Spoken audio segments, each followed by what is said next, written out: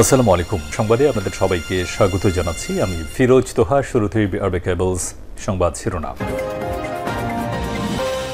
জানিয়ে দেব এই মুহূর্তে হাতে পাওয়া সর্বশেষ গুরুত্বপূর্ণ আপডেট বাংলা সংবাদ। শুরুতেই থাকছে নড়াইলের সাবেক হুইপ মাশরাফি বিন মুর্তজা সহ ৯০ জনের বিরুদ্ধে মামলা। বাংলাদেশ ক্রিকেট দলের সাবেক ওয়ানডে অধিনায়ক, নড়াইল ২ আসনের সাবেক এমপি ও জাতীয় সংসদের সাবেক হুইপ মাশরাফি বিন মুর্তজা ও তার পিতা গোলাম মুর্তজা স্বপন সহ আওয়ামী লীগ এবং এর অঙ্গ ও সহযোগী সংগঠনের ৯০ জনের নাম উল্লেখ করে মামলা হয়েছে। এবারে জানাবো, ভারতীয় সীমান্তরক্ষী বাহিনী বারবার মানবাধিকার লঙ্ঘন করছে। ভারতীয় সীমান্তরক্ষী বাহিনী বিএসএফ কর্তৃক গত কয়েকদিনে দুজন বাংলাদেশি নাগরিক হত্যায় গভীর উদ্বেগ ও প্রতিবাদ জানিয়েছে খিলাফত মজলিসের আমির মৌলানা আব্দুল বাসিত আজাদ ও মহাসচিব ডক্টর আব্দুল কাদের। তারা বলেন, বাংলাদেশ সীমান্তে একের পর এক হত্যাকাণ্ড চালিয়ে ভারতীয় সীমান্তরক্ষী বাহিনী বারবার মানবাধিকার লঙ্ঘন করেছে। ফেলানি সহ সীমান্তে বিএসএফ যতগুলি হত্যাকাণ্ড সংঘটিত করেছে সবকটির সুষ্ঠু বিচার করতে হবে, আর একটি লাশও আমরা সীমান্তে দেখতে চাই না। বর্তমান সরকারকে ভারতীয় সব আগ্রাসন রুখে দিতে জনগণকে ঐক্যবদ্ধ রাখতে হবে। জানাবো, সাবেক প্রধানমন্ত্রী শেখ হাসিনার বিদ্যুৎ ও জ্বালানি উপদেষ্টা তৌফিক ইলাহিকে গ্রেপ্তার করা হয়েছে। মঙ্গলবার রাতে রাজধানীর গুলশান এলাকা থেকে তাকে আটক করা হয়। ঢাকা মেট্রোপলিটন ডিবির অতিরিক্ত কমিশনার রেজাউল করিম মল্লিক এ তথ্য নিশ্চিত করেছেন। রাত 10:45টার দিকে রাজধানীর গুলশান থেকে তাকে আটক করা হয়েছে। তার বিরুদ্ধে একাধিক মামলা রয়েছে, তবে কোন মামলায় তাকে গ্রেপ্তার দেখানো হবে তা পরে জানানো হবে। এদিকে শাহজালাল বিমানবন্দরের ১ কিলোমিটার পর্যন্ত নীরব এলাকা ঘোষণা করা হবে, এমনটাই জানিয়েছেন পরিবেশ, বন ও জলবায়ু পরিবর্তন বিষয়ক উপদেষ্টা সৈয়দা রেজওয়ানা হাসান। ১ অক্টোবর থেকে এই এলাকায় যানবাহনের হর্ন বন্ধে ব্যবস্থা নেওয়া হবে। তিনি আরও বলেন, বিমানবন্দরকে সিঙ্গেল ইউজ প্লাস্টিক মুক্ত করতে বিকল্প সামগ্রী ব্যবহারে উৎসাহিত করা হবে। জানিয়ে দেব, ভারতের সঙ্গে কথা বলতে হবে মাথা উঁচু করে উপদেষ্টা আসিফ। অন্তর্বর্তী সরকারের যুব ও ক্রীড়া এবং শ্রম ও কর্মসংস্থান মন্ত্রণালয়ের উপদেষ্টা আসিফ মাহমুদ সজীব ভুঁইয়া বলেছেন, একটি স্বাধীন সার্বভৌম রাষ্ট্র হিসেবে ভারতের সঙ্গে কথা বলতে হবে চোখে চোখ রেখে, মাথা নিচু করে নয়। কথা বলতে হবে মাথা উঁচু করে। ভারত এতদিন একটি দলের সঙ্গে কথা বলেছে, কিন্তু এখন আর তা হবে না। এদেশের জনগণ পররাষ্ট্রের নীতির ক্ষেত্রে যে সিদ্ধান্ত নেবে সেটি রাষ্ট্র বাস্তবায়ন করবে। শেখ হাসিনার সরকারের প্রতি জনগণের ম্যান্ডেট ছিল না, যে কারণে তারা বিদেশি রাষ্ট্রের প্রতিনিধিদের সামনে মাথা নিচু করে থাকত। এবং সর্বশেষ জানাবো আন্তর্জাতিক সংবাদ। এবার মমতা বন্দ্যোপাধ্যায়ের পদত্যাগ চাইলেন অভিনেত্রী শ্রীলেখা। আরজিকর কাণ্ডে আন্দোলনরতদের ফিরে যেতে এবং দুর্গাপূজার উৎসবের প্রস্তুতি নিতে অনুরোধ করেছেন পশ্চিমবঙ্গের মুখ্যমন্ত্রী মমতা ব্যানার্জি। আর মুখ্যমন্ত্রীর এই বক্তব্যের তীব্র নিন্দা প্রকাশ করেছেন অভিনেত্রী শ্রীলেখা মিত্র। একই সঙ্গে মমতা ব্যানার্জির সরাসরি পদত্যাগেরও দাবি জানিয়েছেন এই অভিনেত্রী। এতক্ষণ শিরোনাম শুনছিলেন, এবার বিস্তারিত। প্রিয় দর্শক, আপনি যদি এই চ্যানেলের নতুন হয়ে থাকেন, ভিডিওটি দেখতে দেখতে চ্যানেলটি সাবস্ক্রাইব করে আমাদের সঙ্গেই থাকুন। আর এই ভিডিও সম্পর্কে আপনি আপনার মূল্যবান মতামতটি কমেন্ট বক্সে জানিয়ে দিন। আর হ্যাঁ প্রিয় দর্শক, জানিয়ে দিন ভিডিওটি কোথা থেকে দেখছেন। নড়াইলের সাবেক হুইপ মাশরাফি সহ ৯০ জনের নামে মামলা। বাংলাদেশ ক্রিকেট দলের সাবেক ওয়ানডে অধিনায়ক, নড়াইল ২ আসনের সাবেক এমপি ও জাতীয় সংসদের সাবেক হুইপ মাশরাফি বিন মুর্তজা ও তার পিতা গোলাম মুর্তজা স্বপন সহ আওয়ামী লীগের অঙ্গ ও সহযোগী সংগঠনের ৯০ জনের নাম উল্লেখ করে মামলা করা হয়েছে। মঙ্গলবার রাতে মামলাটি দায়ের করেন সদর উপজেলার বদির গ্রামের মৃত মতিয়ার রহমানের ছেলে এবং সদর উপজেলা বিএনপির সদস্য সচিব শেখ মোস্তফা আল মুজাহিদুর রহমান পলাশ। সদর থানার ওসি মোহাম্মদ সাইফুল ইসলাম মামলা দায়েরের বিষয়টি নিশ্চিত করেছেন।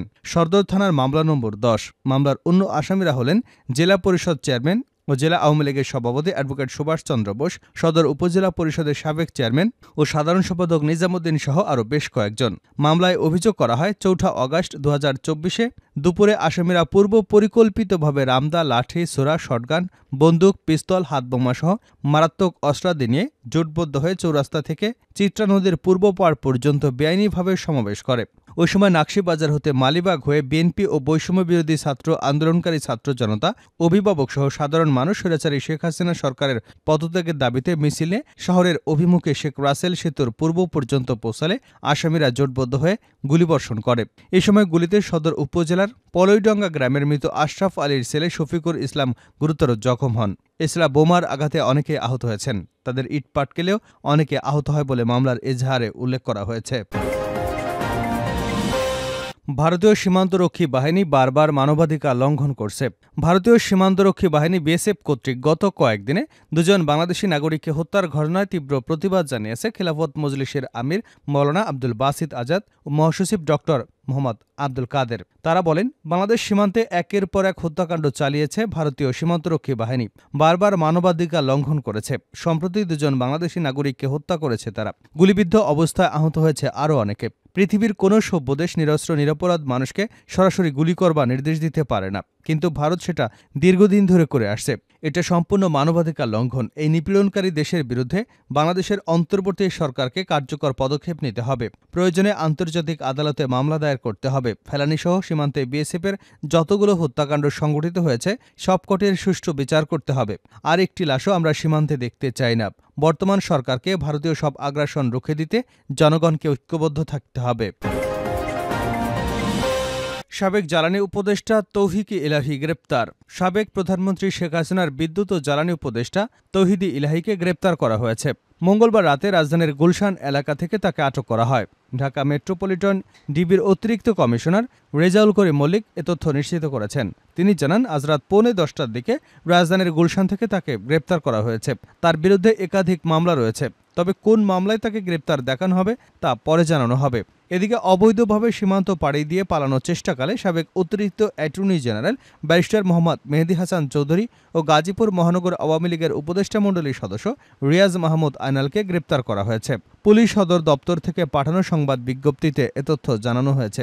এতে বলা হয়, ঝিনাইদহ জেলা পুলিশ তাদের গ্রেপ্তার করেছে। গ্রেপ্তারকৃত দুজনেই যথাক্রমে ডিএমপির আদাবর থানা এবং জেএমপি বাসন থানার রুজুকৃত দুটি পৃথক মামলায় ইজাহারনামীয় আসামি। প্রসঙ্গত, গত 5 অগাস্ট প্রধানমন্ত্রীর পদ থেকে পদত্যাগ করে দেশ ছাড়েন আওয়ামী লীগ সভাপতি শেখ হাসিনা। পরে 8 অগাস্ট অন্তর্বর্তীকালীন সরকারের প্রধান উপদেষ্টা ডক্টর মোহাম্মদ ইউনূস শপথ গ্রহণ করেন। এরপর 13 অগাস্ট থেকে সারা দেশে এরই মধ্যে শুধু শেখ হাসিনা নামেই হত্যা মামলা হয়েছে প্রায় 150। বিভিন্ন মামলায় এখন পর্যন্ত সাবেক মন্ত্রী, প্রতিমন্ত্রী, প্রধানমন্ত্রীর উপদেষ্টা, সাবেক আইজিপি, সরকারি কর্মকর্তা সহ বেশ কয়েকজন গ্রেপ্তার হয়েছেন। শাহজালাল বিমানবন্দরে 1 কিলোমিটার পর্যন্ত নীরব এলাকা ঘোষণা করা হবে। পরিবেশ, বন ও জলবায়ু পরিবর্তন বিষয়ক উপদেষ্টা সৈয়দা রিজওয়ানা হাসান বলেছেন, হজরত শাহজালাল আন্তর্জাতিক বিমানবন্দরের 1 কিলোমিটার উত্তর এবং 1 কিলোমিটার দক্ষিণ পর্যন্ত নীরব এলাকা ঘোষণা করা হবে। 1 অক্টোবর থেকে এই এলাকায় যানবাহনে হর্ন বন্ধে ব্যবস্থা নেওয়া হবে। তিনি আরও বলেন, বিমানবন্দরকে সিঙ্গেল ইউজ প্লাস্টিক মুক্ত করতে বিকল্প সামগ্রী ব্যবহারের উদ্যোগ নেওয়া হবে। মন্ত্রিপরিষদ বিভাগের নির্দেশনা অনুযায়ী এই কার্যক্রম জোরদার করা হবে।